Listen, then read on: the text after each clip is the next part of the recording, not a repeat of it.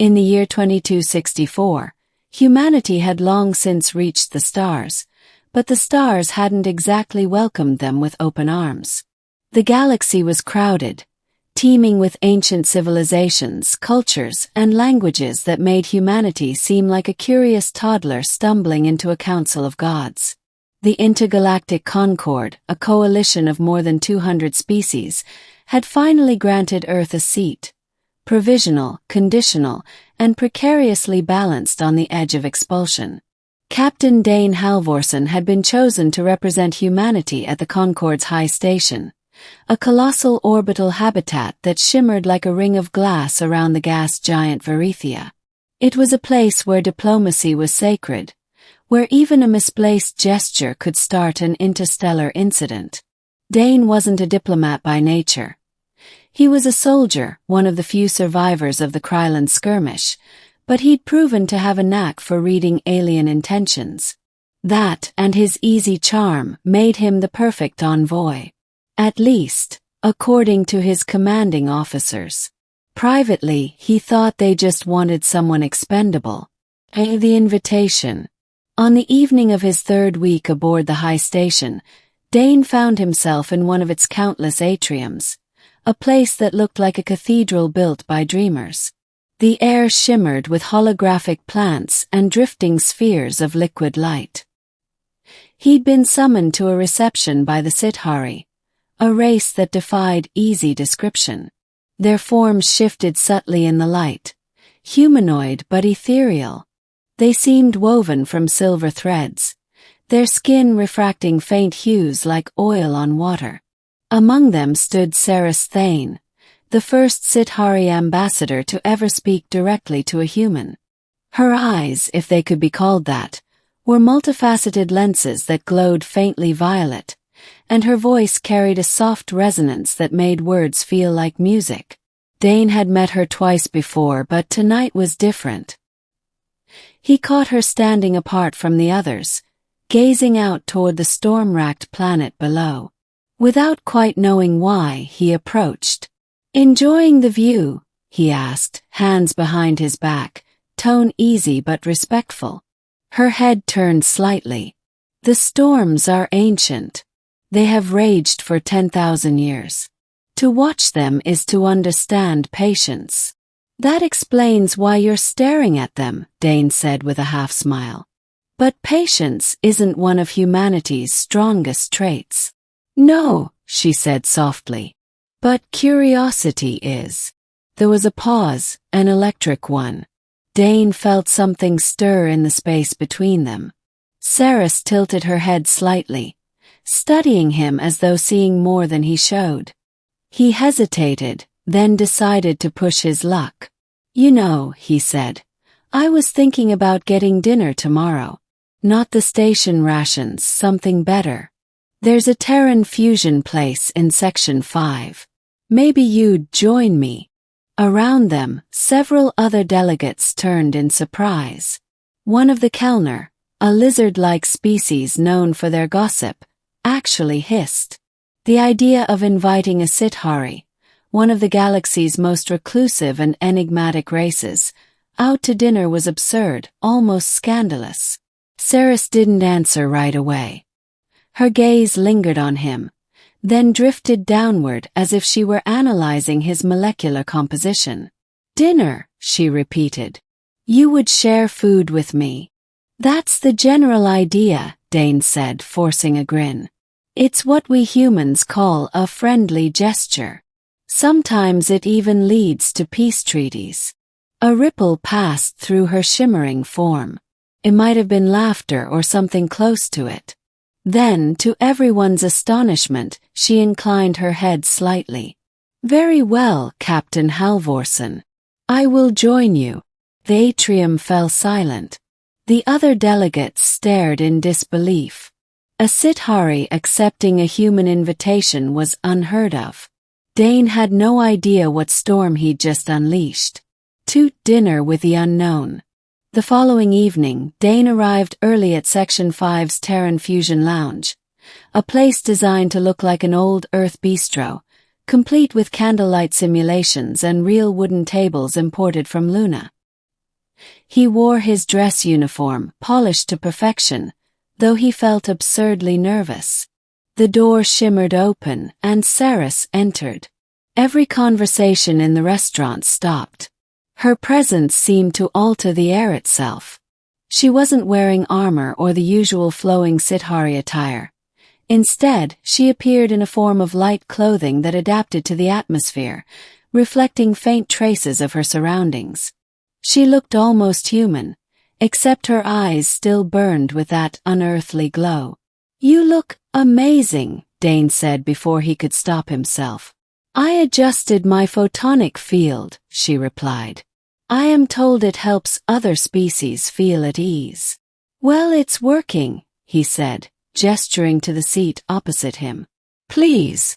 When she sat, the chair adjusted itself, scanning her physiology.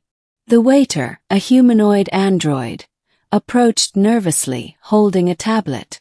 "Will the lady require nourishment?" Saris's voice was soft. "Something molecularly neutral. Hydrogen-based compounds. And water." The android nodded, bowing awkwardly. Dane ordered steak and wine, Earth classics. When the waiter left, he exhaled slowly. "I have to admit," he said, "I didn't think you'd say yes." "Neither did I," Saris said. "Then why did you?" She regarded him for a long moment. "Because you asked." "No one has ever asked before." Dane blinked. "No one's ever asked you to dinner. No one has treated me as a person. To most of the Concord, I am a curiosity. To others, a potential weapon. But you asked without expectation." "That's what dinner's for," he said, smiling faintly. "Getting to know each other." As they ate, or rather as he ate and she observed, the conversation turned to deeper matters. She spoke of the Sithari's origins. A species born in the heart of a collapsing star, their consciousness tied to quantum resonance. They had no homeworld in the traditional sense. They existed between dimensions, perceiving time as a web rather than a line. "Sounds lonely," Dane said. "It is existence," she replied. "Loneliness is a human term. But I think I understand it now." Their words lingered, and though they were surrounded by onlookers pretending not to stare, the world seemed to shrink to just the two of them. When the meal ended, Saris stood. "This experience has been enlightening," she said. "I wish to offer something in return." Before Dane could respond, the air around her shimmered, and for an instant, his mind flooded with visions. He saw colors beyond the visible spectrum, felt the heartbeat of 1,000 suns, heard echoes of civilizations older than human memory. It was over in seconds, but it left him trembling. "What was that?" he whispered. "A gift," she said. "A glimpse of what we are. You wished to understand." "I thank you," he managed, though his voice shook. "That was beautiful." She inclined her head once more. "Then it was worth it." When she left the restaurant, every gaze followed her, silent and reverent. Dane sat alone, staring at the empty chair across from him, feeling like he'd just spoken with the universe itself. The aftermath. The news spread faster than light. "Human captain shares private dinner with Sithari delegate," screamed the interstellar news feeds. Some called it a diplomatic breakthrough. Others called it a disgrace. The Concord Council demanded explanations. The Sithari Council, for their part, said nothing, until Saris herself appeared before them. "I acted within the parameters of the Treaty of Engagement," she told the assembly. "The human offered friendship. I reciprocated." Her people murmured through their telepathic networks. To the Sithari, direct emotional engagement was nearly taboo. They communicated through resonance, not intimacy. Saris's act had broken barriers older than recorded history. Meanwhile, Dane found himself summoned by the Concord Oversight Committee. The chamber was enormous, filled with delegates from hundreds of worlds. At the center, under the cold light of the council sphere, Dane stood alone. "Captain Halvorsen," the presiding officer began, "did you or did you not engage in an unsanctioned diplomatic exchange with the Cithari?" "I invited an ambassador to dinner," Dane said evenly. "That's all." "And during this dinner, did the Cithari perform a psychic act upon you?" "She shared a vision," he said. "It was voluntary." Murmurs rippled through the crowd. The presiding officer's gaze hardened. "You realize, Captain, that exposure to non-human psychic transmission without authorization is a violation of interspecies protocol." "Maybe," Dane replied.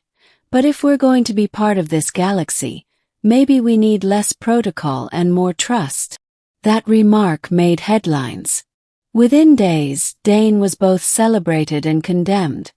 Half the galaxy saw him as a visionary, the other half as a reckless fool. Then came the unexpected twist. Ceres disappeared. Her quarters were empty.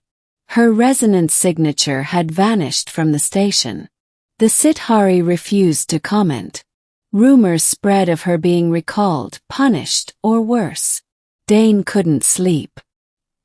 He replayed every moment of that dinner in his head, wondering if he'd somehow caused her harm. Then late one night he received a signal.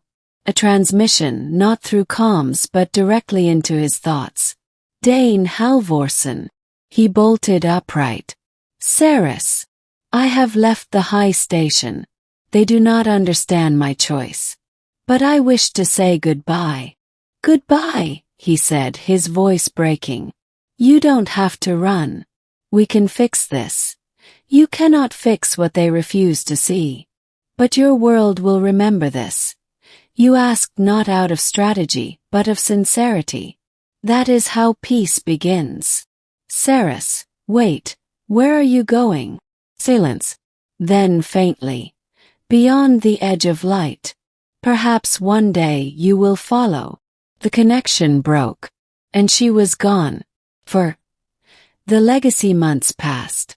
Dane was reassigned to Earth, under suspension pending review. The official report called the incident a cultural misinterpretation. But the people didn't see it that way. Across human colonies, the story became legend. The human who dined with a being of light. Then, one morning, everything changed again. Astronomers detected a signal. Origin unknown, origin impossible. It came from the edge of the galactic rim, repeating every 17 hours. It was encoded in both human and Cithari quantum language. When decrypted, it read simply, "Dinner was only the beginning." The message reverberated through the Concord. Scientists, politicians, philosophers, all were baffled. Dane, sitting in his modest apartment overlooking the Pacific arcology, stared at the transmission data and felt a lump in his throat. He looked up at the stars and whispered, "You really did mean it, didn't you?"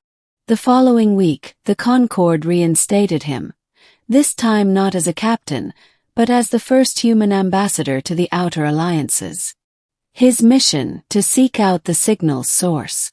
When he boarded the exploratory vessel Artemis Rising, his crew watched him with a mix of awe and disbelief. Rumor said he had once been touched by a being of pure energy. He didn't deny it. As the ship entered slipstream, the stars blurred into rivers of light.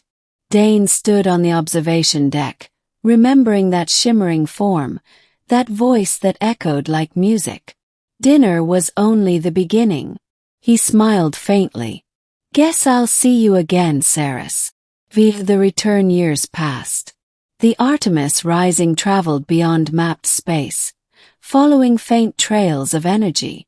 They passed dying suns, rogue planets, and nebulae that sang faint radio hymns. Crew members came and went. Only Dane remained unchanged. Driven, patient, waiting. Then, in the 12th year of the voyage, they found it.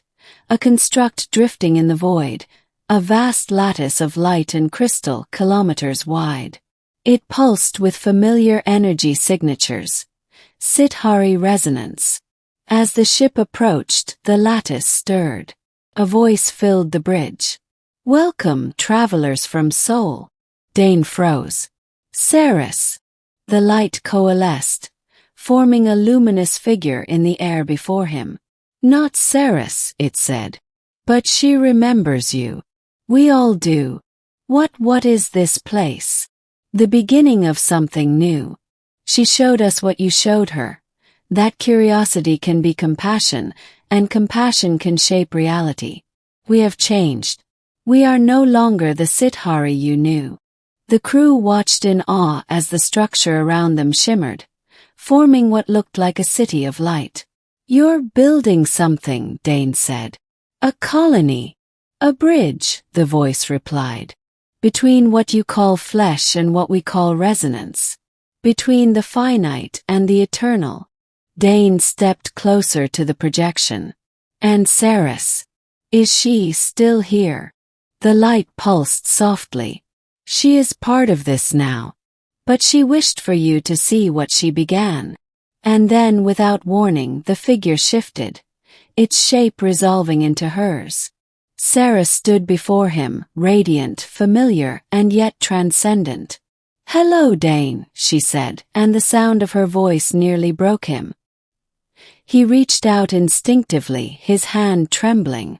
"You're real." "In a way," she said. "I exist across dimensions now. But this moment, this reflection, is mine to give."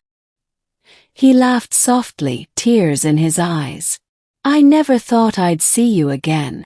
"You asked me to dinner," she said with a smile that rippled like starlight. "You opened a door between worlds. Now humanity will walk through it." He wanted to say so many things, but words felt inadequate.